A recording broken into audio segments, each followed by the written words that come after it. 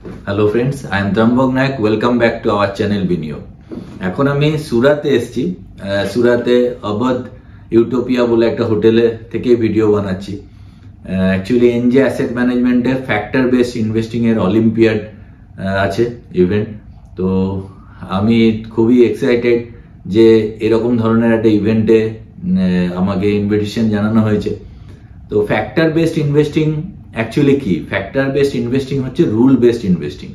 Generally তিন ধরনের investing হয়, যেমন ট্র্যাডিশনাল ইনভেস্টিং, একটা হচ্ছে প্যাসিভ ইনভেস্টিং, আর হচ্ছে rule based investing. Traditional investing কোনগুলো? যেমন নর্মালি কোনো মিউচুয়াল ফান্ডের ফান্ড ম্যানেজার বা তাদের গ্রুপ অফ ম্যানেজমেন্ট যেভাবে ইনভেস্টমেন্ট করে সেগুলো হচ্ছে ট্র্যাডিশনাল ইনভেস্টমেন্ট। সেক্ষেত্রে কোনো ফান্ড ম্যানেজারের পারদর্শিতার ওপরেই নির্ভর করে যে কেমন পারফর্ম করবে ফান্ড এবং ইন্ডেক্সকে কিরকমভাবে বিট করবে। আর একটা হয় প্যাসিভ ইনভেস্ট। প্যাসিভ ইনভেস্টিং কি? যেখানে আমি ইন্ডেক্সের মতন কোনো একটা ইন্ডেক্স চুজ করলাম, সেই ইন্ডেক্সের মতনই আমি রেপ্লিকা বানালাম আমার স্টকের, তো সেখানে ইনভেস্টমেন্ট করলাম। তো ইন্ডেক্সও যেমন রিটার্ন দেবে, আমার পোর্টফোলিও তেমনি রিটার্ন দেবে। আর রুল বেসড ইনভেস্টিং হচ্ছে দুটোর মিশ্রণ। মানে এখানে আমি কিছু ফ্যাক্টর সিলেক্ট করলাম যে এই কারণে যদি এই ঘটে থাকে তাহলে আমি এই স্টক পিক করব আর এখানে আমি বিক্রি করব। তো রুল বেসড ইনভেস্টিং অ্যাপ্রোচ দেখা যাচ্ছে ইউএসএ তেও, যে ব্যাপকভাবে রুল বেসড ইনভেস্টিং এর উপরে কিন্তু তাদের মানে অ্যাসেট আন্ডার ম্যানেজমেন্ট বাড়ছে এবং পারফরমেন্সও বেটার হচ্ছে। এক্ষেত্রে কোনো পার্টিকুলার ফান্ড ম্যানেজার হয়তো তার কোনো একটা পিরিয়ডে খুব ভালো গ্রোথ ছিল, তারপরে তার যে কোনো কারণে হিউম্যান বায়াস নেচারের জন্য কোনো কারণে তার হয়তো কোনো নিজস্ব সমস্যা বা কোনো পারিবারিক সমস্যা, সেই কারণে তিনি হয়তো কনসেন্ট্রেট করতে পারছেন না, সেক্ষেত্রে রিটার্ন হ্যাম্পার হয়ে যেতে পারে। কিন্তু রুল বেসড ইনভেস্টিং এ প্যাসিভ এবং ট্র্যাডিশনালের দুটো মিক্সচার থাকছে। আপনাদের যদি আমি স্ক্রিনে দেখাই, দেখুন এটা হচ্ছে ট্র্যাডিশনাল অ্যাক্টিভ ইনভেস্টিং, যে ডিসক্রিশনারি ম্যানেজমেন্ট আর অপরচুনিটি টু আউট পারফর্ম। আর প্যাসিভ ইনভেস্টিং কি হচ্ছে? ডিসিপ্লিন হচ্ছে আর মার্কেট রিটার্ন। আর রুল বেসড ইনভেস্টিং এর দুটোই হচ্ছে, যেটা ডিসিপ্লিন এবং অপরচুনিটি টু আউট পারফর্ম। মানে এখানকার যেটা গ্রিনটা, যেটা ভালো দিক, এটাও পাওয়া যাচ্ছে আর ডিসিপ্লিন হচ্ছে। তো এটাই হচ্ছে রুল বেসড ইনভেস্টিং।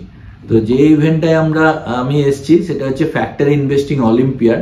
এখানে ইভেন্টটা কালকে হবে। আগের বছরের কিছু পিকচার আপনাদের দেখায় যে এরকম অলিম্পিয়াড হয়। তো এনজের যিনি ডিরেক্টর নীরজ চস্কি এবং জিগ্নেশ দেশাই, আর ওনার নীরজ চস্কির ছেলে নির্ময় চস্কি, উনি এখন এনজে মিউচুয়াল ফান্ড দেখেন। ইনি ভ্যালু রিসার্চের কর্ণধারও এখানে দেখছি। তো এখানে বিভিন্ন স্টুডেন্টরা, বিভিন্ন আইআইএম আহমেদাবাদ, বিভিন্ন কমার্স কলেজের স্টুডেন্টরা এখানে পার্টিসিপেট করে। এবং এখানে যেমন এখানে উইনার, যেমন 5 লাখসের 2024-এর উইনার ছিল ইন্ডিয়ান ইনস্টিটিউট অফ ম্যানেজমেন্ট আহমেদাবাদের, 5 লাখ টাকার প্রাইজ তারা পেয়েছে। তো বিভিন্ন কলেজের স্টুডেন্টরা পার্টিসিপেট করবে। তো এখানে যেমন পন্ডিত দীনদয়াল এনার্জি ইউনিভার্সিটিরা ফার্স্ট রানার আপ হয়। এবং এখানে আগের বছর XLRI Xavier school of management Jamshedpur, এরা সেকেন্ড রানার আপ হয়। তো বিভিন্ন প্রেজেন্টেশন তারা দেয় ফ্যাক্টর ইনভেস্টিং এর উপরে, এবং মডেল পোর্টফোলিও রান করানো হয়। সেই মডেল পোর্টফোলিওর রিটার্নের ভিত্তিতে এখানে যার স্কোর ভালো হয় তাদের প্রাইজ দেওয়া হয়। তো এরাই হয়তো আগামী দিনের যারা এইসব বিজনেস স্কুল থেকে পাস আউট হবে, আগামী দিনের ফান্ড ম্যানেজার হবে। তো আমার ক্ষেত্রে একটা খুবই ভালো ব্যাপার যে এরকম ধরনের প্রোগ্রামে পার্টিসিপেট করতে পারা। তো যেটা আমি আপনাদের সঙ্গে আরো শেয়ার করছি, দেখুন যেটা এনজের কোয়ালিটি এবং নিফটি 50-র এখানে দুটো প্যারামিটারের তুলনা দেখানো হয়েছে। তো যে পোর্টফোলিওটা এনজের কোয়ালিটি পোর্টফোলিও, সেখানে ডিভিডেন্ড পে আউট রেশিও হচ্ছে 44.88%। মানে যে স্টকগুলো পিক করা আছে তাতে 44.88% ডিভিডেন্ডের পে আউট আছে। সেখানে নিফটি 50 TRI এর 33.33, মানে অনেক বেশি কোয়ালিটি স্টক এখানে আছে। আর ওই মানে হচ্ছে রিটার্ন অন ইকুইটি, এনজের কোয়ালিটি ফ্যাক্টরে 24.97% রিটার্ন অন ইকুইটির অ্যাভারেজ, সেখানে নিফটির 50-তে 21.04। তার মানে রিটার্ন অন ইকুইটির দিক থেকেও কিন্তু অনেক বেশি পোর্টফোলিও ভালো। আর ডেট টু ইকুইটি রেশিও, যেটা ডেট টু ইকুইটি রেশিও যত কম হবে তত ভালো, মানে যত কম ডেট থাকবে, যত কম লোন থাকবে তত কোম্পানি ভালো। তো এখানে 25.01%, সেখানে Nifty 50 debt to equity ratio 55.90, মানে অনেক ডেট ওলা কোম্পানি বেশি ভরা আছে। এবং কারেন্ট রেশিও যত হাই হবে তত ভালো, 2.05, এখানে 1.59। অ্যাকচুয়ালি মোদ্দা কথা হলো কোয়ালিটি ইনভেস্টিং মানে হচ্ছে উইথ লেসার ভোলাটিলিটি আপনাকে হায়ার রিটার্ন জেনারেট করবে, যে এখানে যখন মার্কেট পড়বে তখন ড্র ডাউন কম হবে, মানে নিচে পড়বে কম, এবং মার্কেট যখন মোটামুটি আপ মুভে থাকবে তখন বেশি রিটার্ন দেবে। তো সেটাই তো একজন ইনভেস্টারের মানে ইনভেস্টার সেটাই চায়, যে আমি কত লেসার ভোলাটিলিটিতে কত ভালো রিটার্ন কামাতে পারি।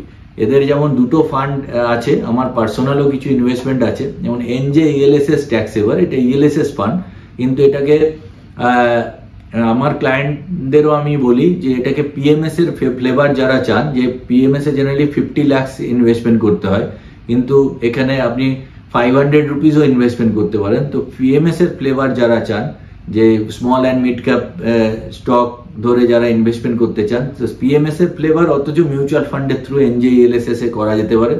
আউটস্ট্যান্ডিং পারফরমেন্স 19/6/2023, মানে 19 জুন 2023 কেউ যদি 10 লাখ টাকা ইনভেস্টমেন্ট করেছে, তার 19/8/2025, মানে 19 আগস্ট, জাস্ট 3 বছর হয়েছে, তো 14,63,000 অ্যানুয়ালাইজ রিটার্ন এসছে, 19.17%। এইরকম আছে 291 কোটি, খুব কোয়ালিটি ইনভেস্টমেন্ট, লোকে জানেই না। আর এনজে ফ্লেক্সি ক্যাপ আমার অল টাইম ফেভারিট, 6/9/2023 ইনভেস্টমেন্ট যে করেছে 10 লাখ টাকা, তার ভ্যালুয়েশন আছে 13,53,234, এখানেও 16.75% রিটার্ন জেনারেট করেছে। তো আমার পার্সোনাল ইনভেস্টমেন্টও এই ফান্ডে আছে। আমি যেটা মনে করছি যে আগামী দিনে ফ্যাক্টর ইনভেস্টিং এর পায়োনিয়ার কিন্তু ইন্ডিয়াতে এনজে। তো ইন ফিউচার অন্যান্য এএমসি যেমন ব্ল্যাক রক ও ফ্যাক্টর ইনভেস্টিং এর উপরে কাজ করে, যেমন ব্ল্যাক রক এর বড় নাম ওয়ার্ল্ডে। তো ইউএসএ তে কিন্তু প্রায় $2 ট্রিলিয়ন এইউএম হয়ে গেছে ফ্যাক্টর ইনভেস্টিং এর, যেটা স্মার্ট বিটা কনসেপ্ট নামে পরিচিত। তো আগামী দিনে ইন্ডিয়াতে কিন্তু ফ্যাক্টর বেসড ইনভেস্টিং একদম ব্যাপকভাবে লোকে অ্যাকসেপ্ট করবে, যেটা ইউএসএ তে অলরেডি হয়ে আসছে লাস্ট 15-20 বছর ধরে। তো এনজে এখানে পায়োনিয়ার, তো খুবই কোয়ালিটি ফান্ড হাউস, লোকে হয়তো এখনো জানে না।